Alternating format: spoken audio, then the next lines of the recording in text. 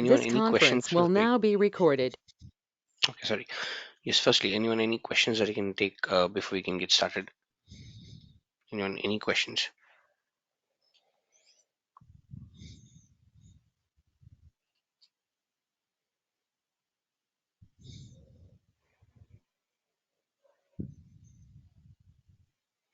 Anyone, any questions? Anyone, anything that I can take? All right, so let's get started. Okay, let's see. So we have this particular infrastructure that's going around right now. So we have created the repository for our developers, and this is our role. And we also created branches, and we also established multiple branch policies. If you look at yesterday's session, it's not just one branch policy that I have. It has multiple branch policies right now. Like uh, it at least needs one reviewer to go ahead and approve the change, and that reviewer shouldn't be the same one as someone who's created the PR. So if you create a PR, you cannot, let's say, approve your own change. This is to avoid the conflict of interest.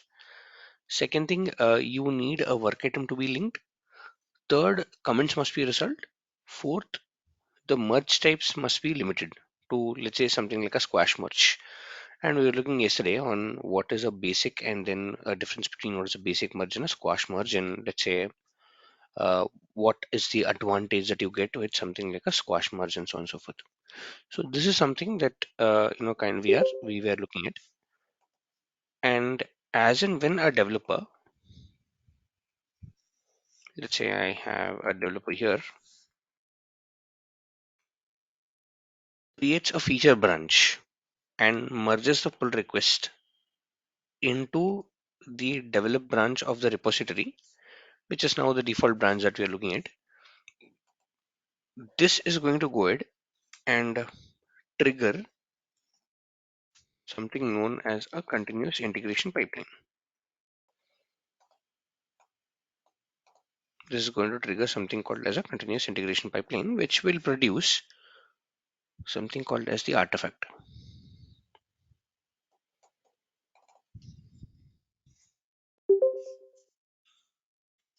And we will, as planned, we will later use this particular artifact with a combination, combination with a release pipeline. And we'll try deploying this artifact, let's say on a cloud like Azure, and we'll see how this works out. But let's hold on here.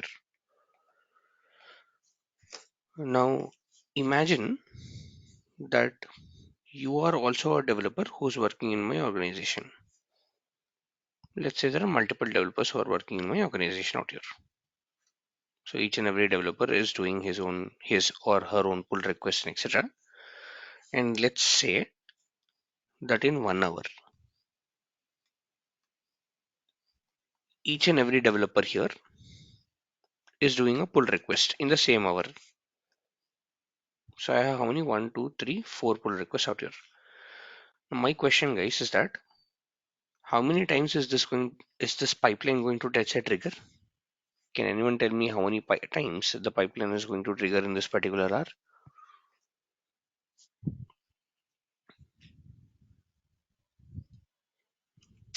Only one. Only once, or is it 4 times?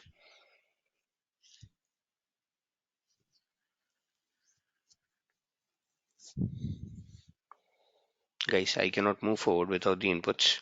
So if you sit muted, I won't be able to move forward. So please take this question and answer the same thing out here.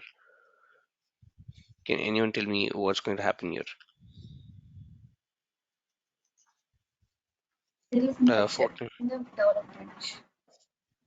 Sorry, could please. Whenever there is merge takes place in the development.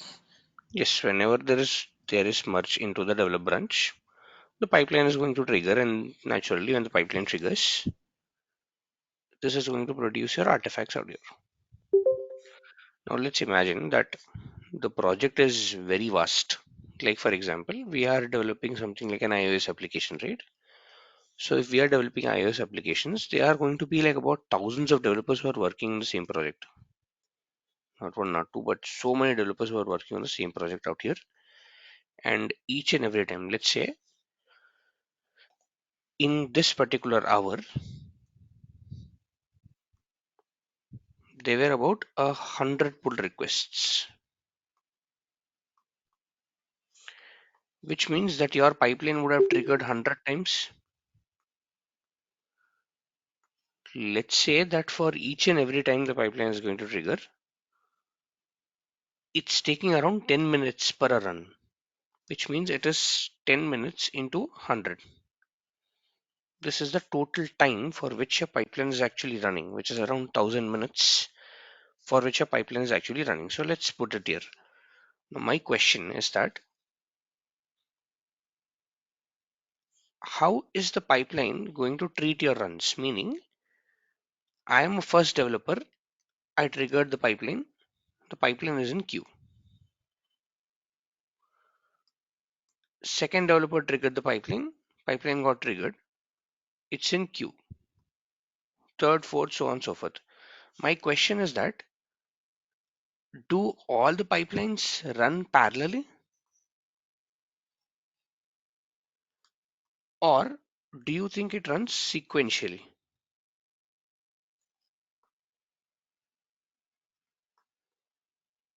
What do we think, or what do you think will happen here?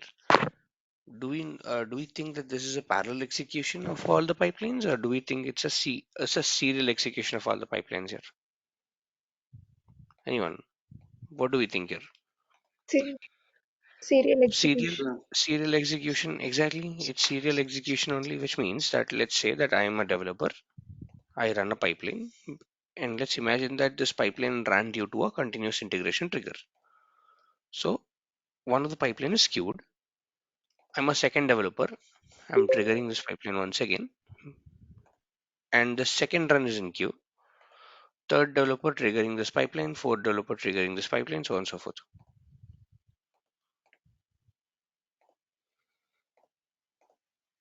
So now there are four developers who are working in the same minute, and all the four developers went ahead trigger, or all the four developers went ahead, let's say, merge their changes, which means there are of a pipeline that are queued, and this works in first out, meaning the very first pipeline that got triggered or that got queued will first get executed. Let's say that this pipeline will take 10 minutes. This is a second developer, and the second developer, for his changes to get built, will have to wait about 10 minutes out here. He says, okay, fine, 10 minutes, I'll wait. And the time that this pipeline takes to build is also 10 minutes, which means that the total wait time for this developer will become 20 minutes. This developer, right, he has to wait 20 plus 10. 20 minutes of wait time plus 10 minutes of build time.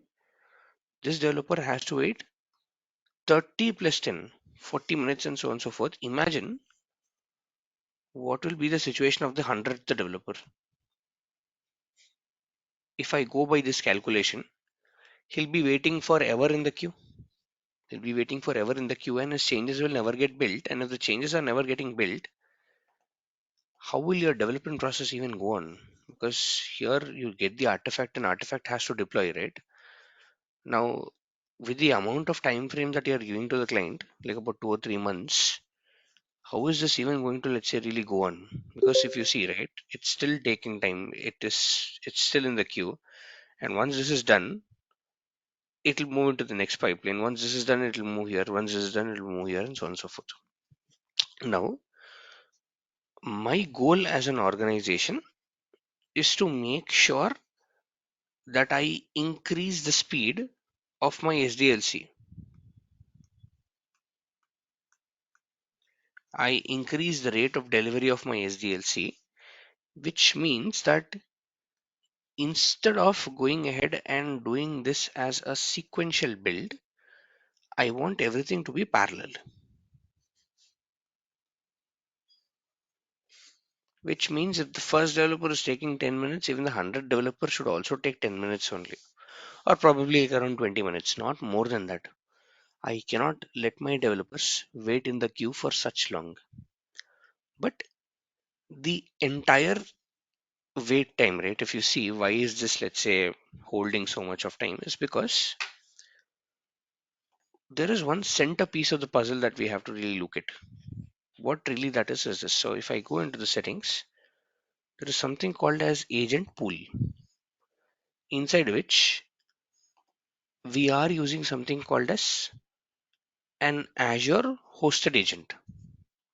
So remember in the very first class when we went ahead and we raised the request for parallelism, we got the agent, and as and when we got the agent, we are using that particular agent in our pipelines. So we are telling, okay, fine, these are the agents that we want to use in our pipelines. And by default, Microsoft is only going to go ahead and give you just one agent.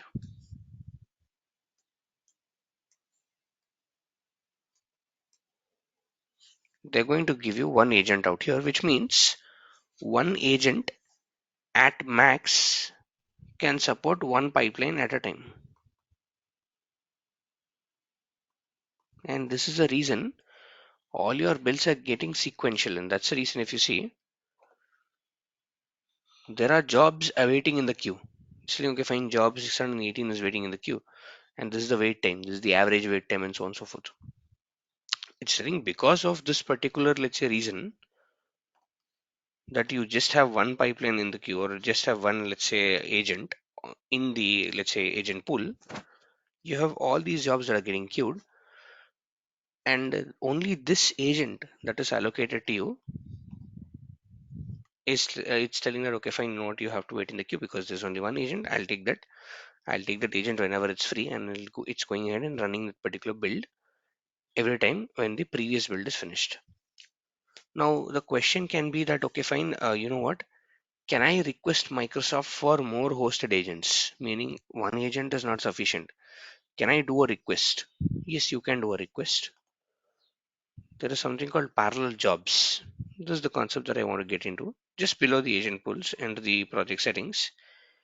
Now by default, Microsoft is going to go ahead and give you one parallel job, meaning it's going to give you one agent. And also, please remember, please, let's say, look at this.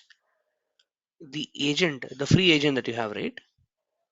It's also basically capped at 1800 minutes of runtime per a month, which means that if 10 minutes of pipeline is running, the 10 minutes is deducted from this particular 1800 out here. So even this is not sufficient for me. Two things out here.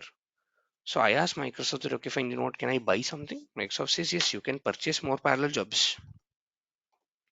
You can hit the purchase button and you can go ahead, set up your billing and all that stuff, give your credit card information and purchase it out.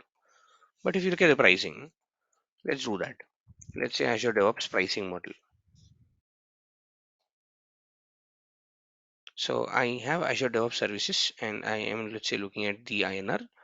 Let's scroll down. There's something called individual services and user licenses. So let's look at individual services firstly to understand this pricing structure. And this is what I have. Firstly, see, whenever you go for Azure DevOps services, repositories are unlimited. You do not have to pay anything for the repository. Like you can store, let's say, n number of data or any number of data inside your repositories of that. That's unlimited out here. But agents is a paid service, and I am going for a Microsoft hosted agent right now. And it is now telling me that the first agent that I give you is free with about 180, sorry, with about 1800 minutes per a month that you can get. But if you want to increase it, meaning if you want to, let's say, go more, you can say, okay, fine, you know what, I want to go for one more agent out here. Or now I have, let's say, about two agents that I have.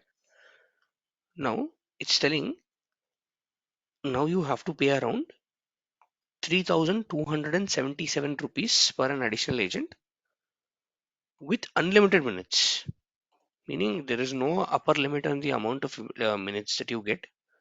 So you can have now one free plus one paid agent, which means at a time you can go ahead and trigger two pipelines at a go, two parallel pipelines at a go. I say, good, great. Can I increase the number? What is the maximum number that I can go for? You can go a maximum of about 20 agents if I'm not wrong. But this is going to cost you somewhere around 66,000 rupees. If I do a round figure, it's about 66,000 rupees per month is what you have to pay to Microsoft, telling you, okay, fine. Uh, if you pay around 66,000 rupees, they are going to give you 20 agents out here, unlimited amount of time, which means that if 20 developers are working in 1 hour and they're triggering 20 different pipelines, everything can run parallelly. The sequential approach doesn't have to, or the sequential approach will not have to come into picture out here as such. But there is a disadvantage that is associated with this. What is a disadvantage is that, see, whenever I am doing some build or whenever I'm doing some release or some activity out here, just remember I am using my local machine, and earlier I was using my local machine, and here in my local machine there was something called as Visual Studio that is installed, and using that Visual Studio I was able to do a build. Now just see the difference. When I do a build in my laptop and when you do a build in your laptop, the time is not the same. If your machine doesn't have, let's say if your machine is running on a very low powered, let's say, capacity, it takes more time when compared to my machine. Also, if you load the Visual Studio itself, right, it's taking more time for you than me, because I have a very good processor, I have a very good machine, so it's taking less time to go ahead and, let's say, open that up, and it's taking less processing time to, let's say, go ahead and, let's say, build my code out here as such. Same way, the same thing happens to your pipelines also. See, the pipelines run on a machine with a given capacity by Microsoft. Microsoft is telling you that, okay, fine, you know what? Whatever project that you build, I'll give you a same capacity machine. The capacity is something that I cannot control. I cannot ask Microsoft that, you know what, please give me a high capacity or a high powered machine, or please give me a low powered machine. I cannot tell Microsoft what is the capacity of the machine that I need. This is a call completely taken care by Microsoft only. This is a software as a service.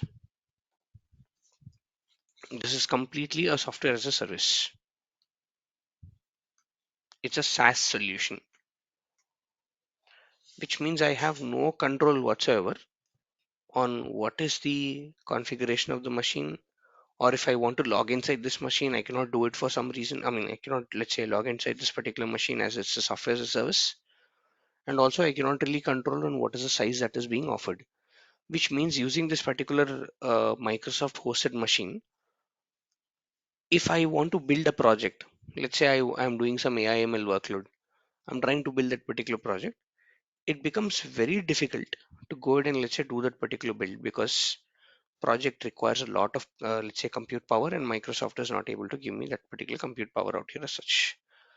That is the reason most of the organizations that you work with go for a self-hosted agent. A self-hosted agent. And also, you get one free parallel job for a self-hosted agent, which means that you can also purchase parallel jobs for self-hosted agents as well. Which means if I go here and let me reduce this out, and here you're not going to get any self-hosted agent out here. You have to create self-hosted agents. But if you want to add multiple self-hosted agents, if I say 20 parallel jobs, it's going to, let's say, Microsoft is going to charge me around 23,000 rupees per month, as compared to 65,000 rupees per month in a Microsoft hosted agent out here. And that's the very attempt as to how do I go ahead and create and configure something called as a self-hosted agent, because I have a lot of advantages by going for a self-hosted agent. Firstly, cost cutting. Secondly, I can control the size of the machine that I need. If I am doing, let's say, in the same example, if I'm doing an AI/ML workload, if I'm trying to build an AI/ML project, I need a, let's say, a very high powered machine. I can go ahead and control what is the machine. I mean, I can go ahead create a new machine, or I can tell what is the size of the machine that I want, and so on and so forth. This is something that I can do if I go into the self-hosted agent out here, and that's the reason why a lot of companies which have a lot of development teams working together, they prefer going for a self-hosted rather than the hosted agent out here. And believe me, 90% of the times you'll be working with self-hosted agent only, and that becomes very, very important for us to understand what is self-hosted agent and how do we configure and how do we use a self-hosted agent out here as such. Now that was a theory part, but before I go into the practical, any questions I can take before I go there? Anyone, any questions that I can take before I move into the practicality of it?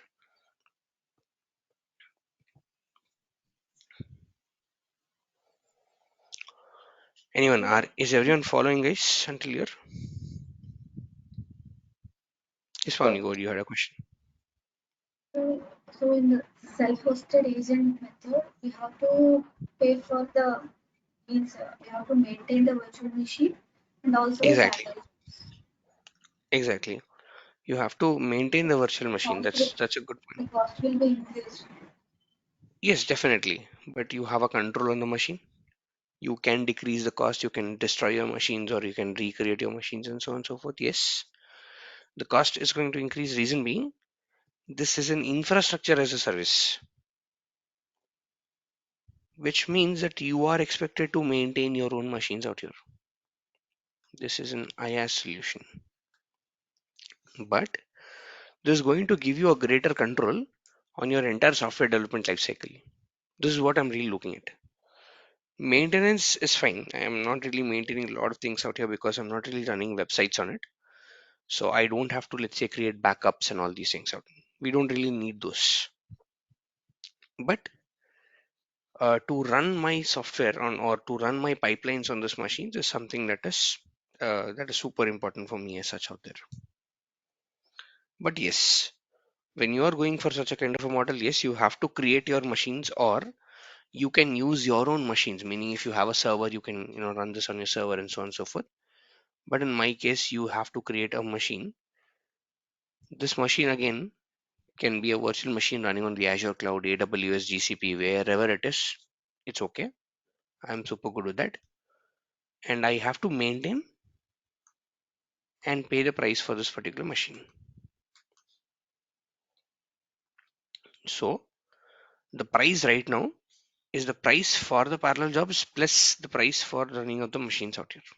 This is let's say an addition of both the things. This, yes, you're right. You have to pay the price for maintenance and also you have to pay the price for the parallel jobs out here as such.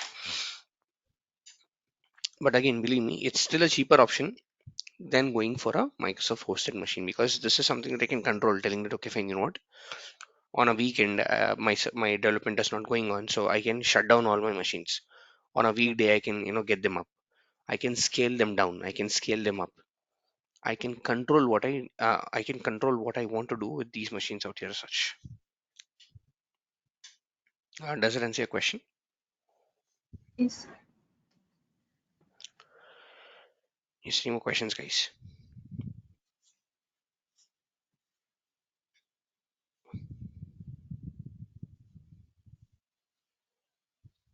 Anyone? Any more questions?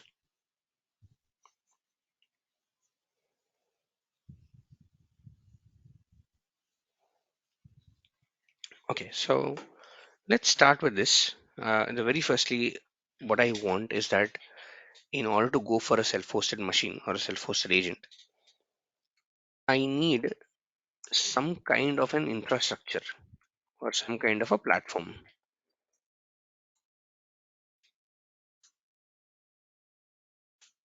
In my case, I'm telling that this is a virtual machine service. It can be Windows, it can be Linux, or it can be anything. It's a virtual machine service that I am really looking at, and I would want to create a virtual machine with Windows operating system on the Azure cloud. So this is what I did.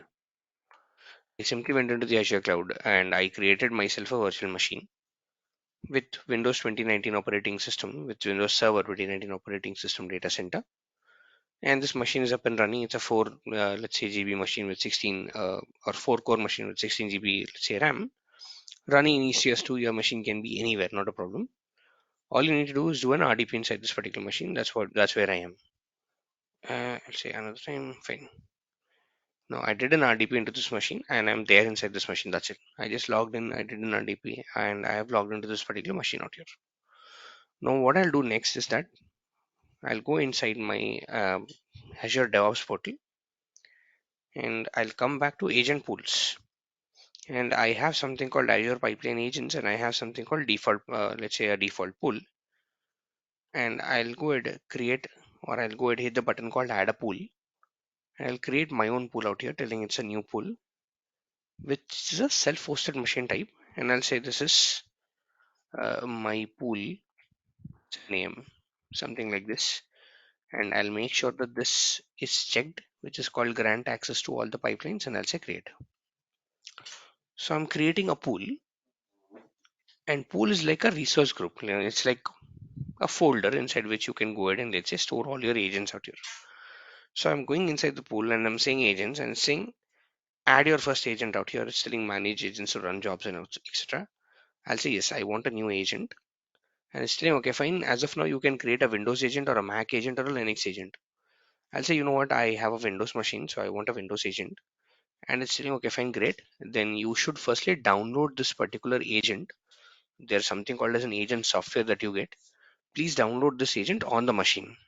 So I'll just copy the link. I'll go back to my machine, open up the Internet Explorer, paste the link here and say enter. This is going to go ahead and try to download something like a zip file. So I'll say save, and this is going to take a minute to download this out, and I'll open the folder here. So in the download section of the machine, I will get a zip file telling that okay fine, this is the agent. I'll just go ahead, I'll extract this particular zip file, and what I'll do is that I'll just go ahead and extract this into my C drive. I'll say into my C drive, I'll just go ahead say new folder. I'll say this is agent 01. I'm just giving a name of the folder, it can be anything. Select folder, I'll say extract this out. So I'm now going ahead, I'm extracting all the downloaded software that I have, and once the extraction is done, I will go ahead run some commands, and all the commands are here. It's telling okay fine, you know what, create the agent. You have to go ahead and do firstly make directory say cd agent. This is something that I did manually. You can also come with automation, and then it's telling okay fine, add type assembly. This is nothing but to unzip the agent out here, and then it's telling okay fine, you know what, you have to go ahead and let's say run this particular command called config.cmd inside the folder where the agent is extracted. And for the detailed instructions how to configure the agent, click on this link. So if I click on this link, this is going to take me to the Microsoft documentations to tell me how do you configure a self-hosted Windows agent. It's telling how do you do that. It's telling these are the prerequisites that you have to use something like a Windows Server 2012 or higher. Or if you are using, let's say, your own operating system, it has to be 7, 8, 10, 11 or something like that. You have to have something like a .NET Framework 4.6.2. All the machines, right, after Windows 2016 server, they come pre-installed by this particular software, and then it's saying you have to have this particular build tools and so on and so forth, and then you have the hardware specifications and etc. Decide what you'll use, and then there is the authentication, and then there is the user permission and all that stuff, and then it's telling how do you download, how do you configure, how do you run this out. I'll say okay fine, great, this is all good. This is the documentation that I want to read. This is something that I would like to read at a later point in time. But let me come here, and now I have all the software, that .zip file, right? I just extracted inside this particular folder called agent 01, and I have all the software that is right now, let's say, running here. It's telling okay fine, this is all the software here.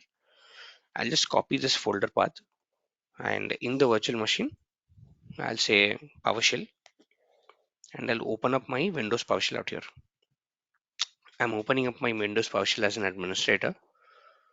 I'll say cd into that particular, let's say, path. So I'm, let's say, just doing a simple change directory out here. And once inside this path, what I'll do is I'll start looking for this particular file, or I'll start trying to open this particular file on the command prompt called config.cmd. So I'll say dot backslash in the same folder. I'll look for, or I'll, let's say, go to the file called config.cmd. I'll say enter. As and when I do that, it's now going to tell, or it's now presenting me with a welcome screen telling that welcome to Azure Pipelines. Tell me What is your Azure DevOps server URL? Just go back into my Azure DevOps portal. I just click here called Azure DevOps, and this is the URL of my organization. That is what it's asking me. It's telling, can you please give me the URL of the organization? I'll say yes, great. This is the URL of my organization. I'll copy this out, go back into my machine. I'll start the configuration and I'll tell yes, this is dev.azure.com / the DevOps classes 1992, and I'll say enter.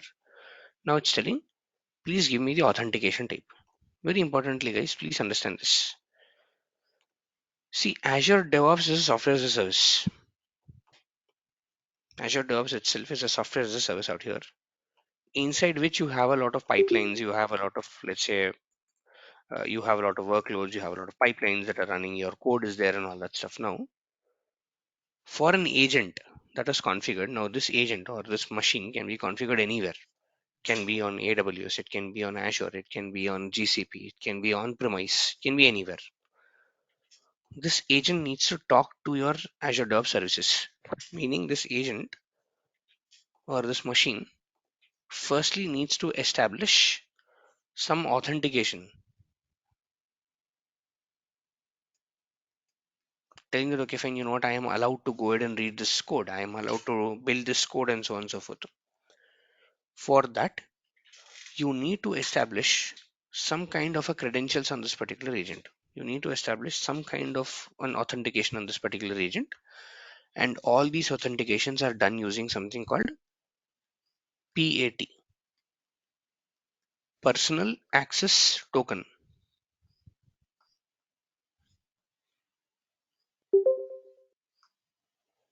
This is the way in which Azure DevOps, I mean, this is one of the ways in which Azure DevOps gets authenticated. So what I'll do is that I'll say, go into my agent, let's say again, it's saying enter the authentication type plus enter for PAT. Yes, I'll say I want to use PAT part. Now it's telling, okay, fine, please give me your personal access token. Again, even the documentation, if you see, right, this is what it's telling you, that please get ready for authentication, authenticate with PAT. How do you go and take a PAT? Go to the user settings, you'll find something called PAT. So come here into the project. This is my user. Just beside that, there is something called user settings, inside which you have something called personal access token. Here, I'll just go ahead, generate a new token. I'll say this is, let's say, valid for 30 days.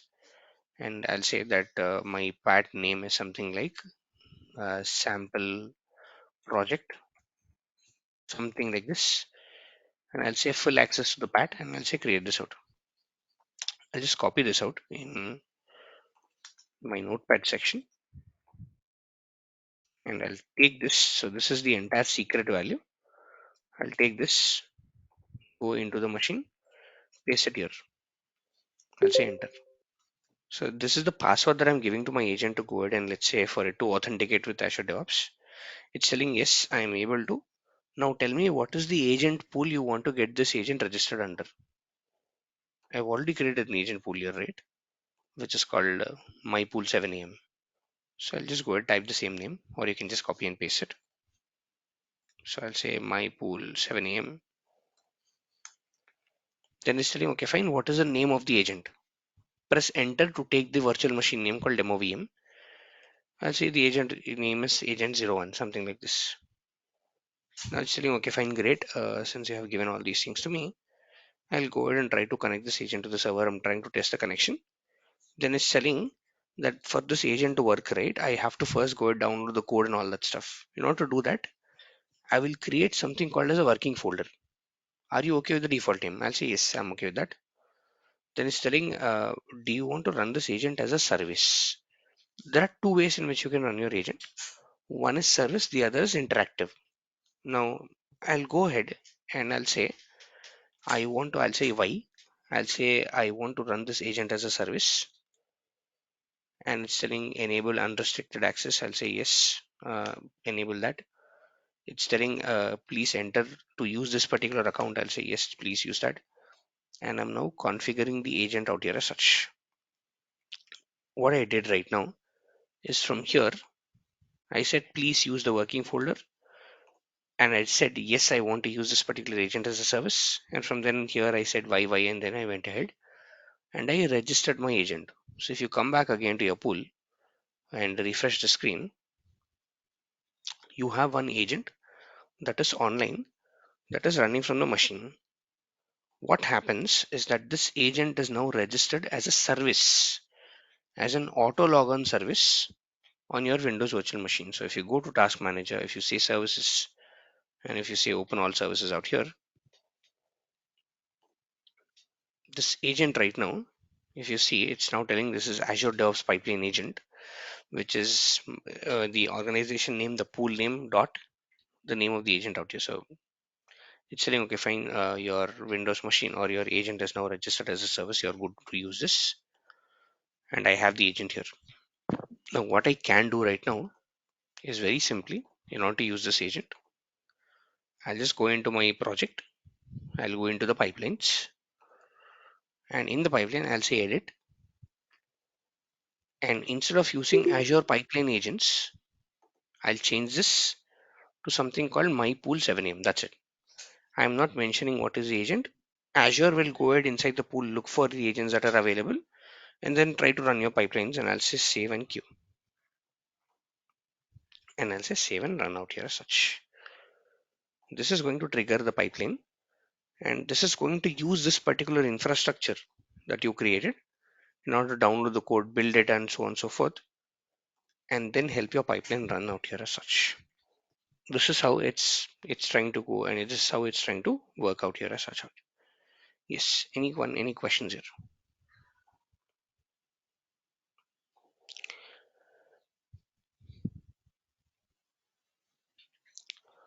Anyone, any questions here?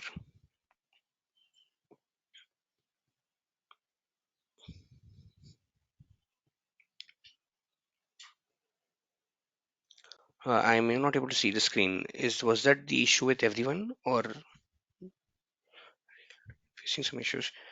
Sir, it might be an issue with your end, at the internet at your end. At my end, the internet is super good. Anyone else who's facing the same issues? Yes, sir. No. Or I mean, is everyone facing the same issues, or what is it? Or No, are we you are good with it? no, we are Okay, good with that. okay. Deepak, it has to be something at your end, so please check the same thing out here as such. Yes. Anyone, any questions still here? Any questions? So this is how I created the agent, and yes, I have a pipeline failure. So we'll have to address why the pipeline has failed and so on and so forth. But yes, anyone, any questions? Anything that I can address till here? So this is what I did. I created the platform, which is a virtual machine service. Then I went inside my project settings. And inside the project settings, I went ahead. I created something called as an agent pool. And once inside the agent pool, I said new agent. I downloaded the agent on the virtual machine. And then I went ahead, created a PAT token for authentication. And I registered the agent as a service.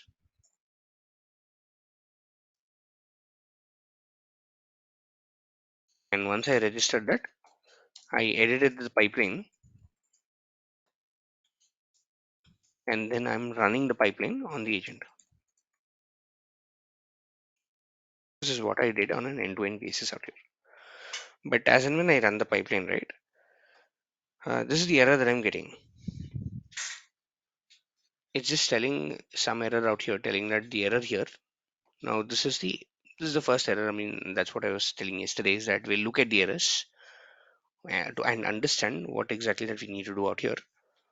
Now, guys, please tell me, if you just look at this particular error, what do you really understand by this? It's saying unable to locate the executable file.net. Please verify either the file exists and can do and all that stuff out here as such. So what do we reckon, or what do we understand from this particular error out here? It's telling packages fail to restore. What do we feel is the error here as such? Anyone? By looking at that particular text, what do you understand the error is?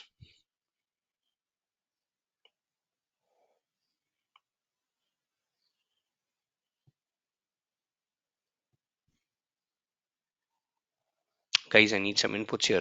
I cannot move forward without your inputs here.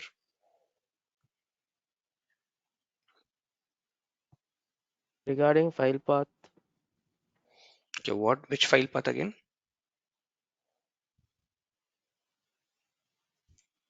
agent download. We have downloaded the agent file.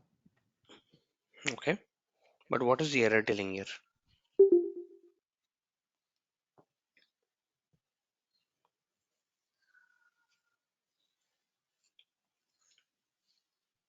What really is something that we understand from this particular error?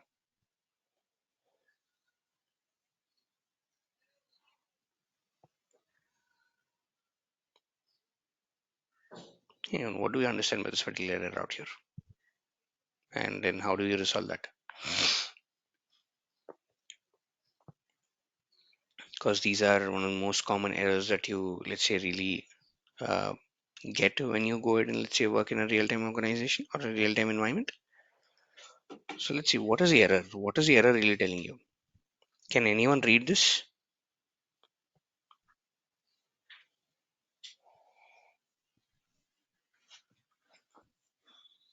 Guys, can anyone read this error? That's what I'm asking. Can anyone read it?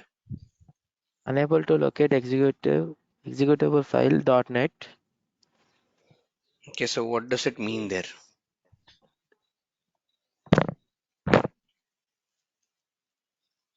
So what does it mean when it says unable to locate the executable file called .NET?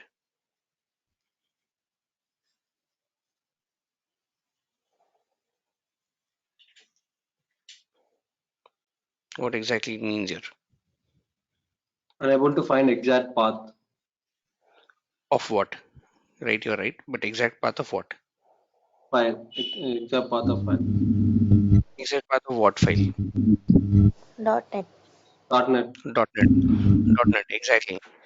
Which means that you're running a .NET command and you will need the .NET software to be installed on this particular machine, which I never installed. You will need something called as a .NET software that is to be installed on this particular machine, which means even if you go here inside the machine and open up a CMD and say .NET restore,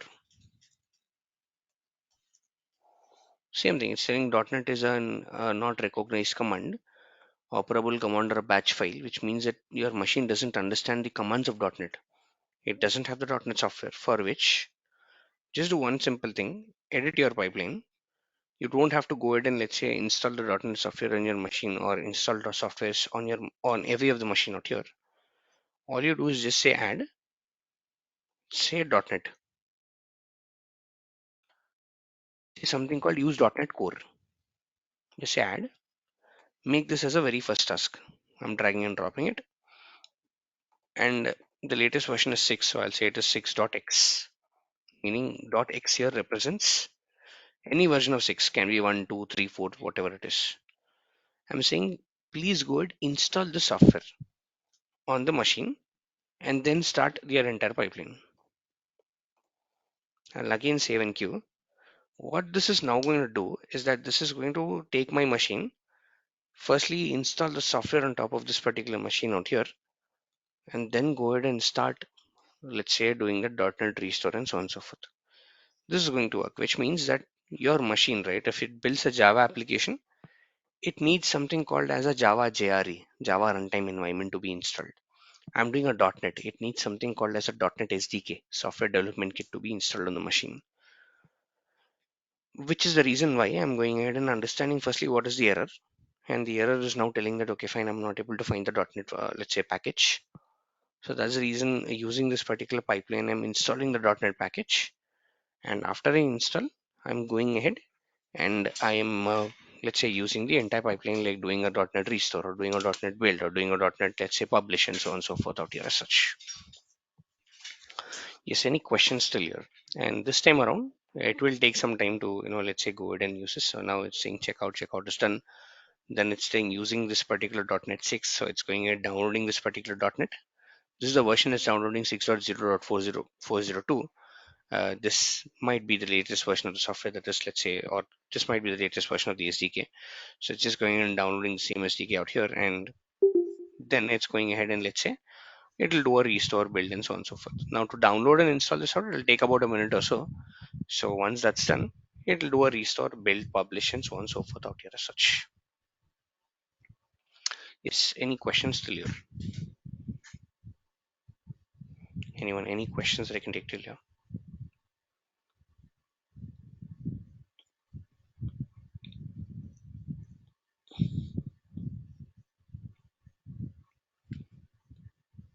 So the expectation from this class is, please go through the documentation on how do you create a self-hosted agent. And guys, please let me know what is the difference between agent as a service and there is something called as agent in an interactive mode. So we just scroll down, it's telling choose interactive versus service. Just go here, say what is agent as a service versus interactive. Please let me know what is the difference here. What do you understand by this? And we'll talk about that, and we'll see how do you run agent interactively and how do you run the agent as a service out here as such. But most common scenario, we run the agent as services only. Interactive is a very rare case. It's a very rarely used service. I mean, very rarely used method out there. But yes, please let me know if anything there's. I mean, if you read the documentation, please let me know if you have any questions, and I'll answer that. And this is one of the most important topics from an interview perspective, and also when you kind of go ahead and, let's say, do a job, when you start working in an organization. This is something which is expected from you, is that create and maintain the self-hosted agent out here in Azure. Yes, any questions here? Any questions still here?